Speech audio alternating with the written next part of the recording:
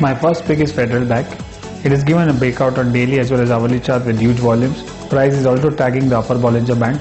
I recommend a buy with a stop of 503 for targets of 517 and 522. UCO Bank is making inverse head and shoulder pattern on the charts. The neckline is placed at 83, but looking at the pattern, I think stock has potential to break the neckline and can test 86 in next 1 or 2 trading sessions. One can buy the stock at current levels with a stop loss of 80. My first pick for the day is Bank of Baroda. The stock has been continuously sliding since October 2010. Yesterday it saw a move of around 4% and has started making higher highs and higher low pattern. Further, its 100 days moving average has also crossed 200 days moving average, which has a strong positive significance based on technical analysis, and hence the stock can be bought for a target of 860 on a short-term basis with a stop loss of 810.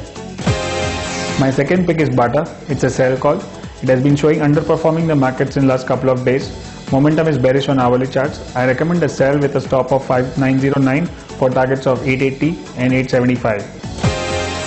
Allahabad Bank has already given a breakout of an inverse head and shoulder pattern, and yesterday it broke the resistance of 163 also.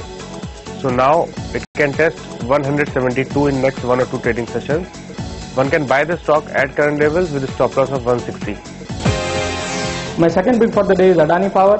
The stock has been remaining below 55 since May 2012, and while remaining below 55, it has formed a bullish head and shoulder formation. Yesterday it saw a move above the neckline of head and shoulder formation, indicating the stock could see now higher levels and hence can be bought for a short-term target of 70 with a stop loss of 55.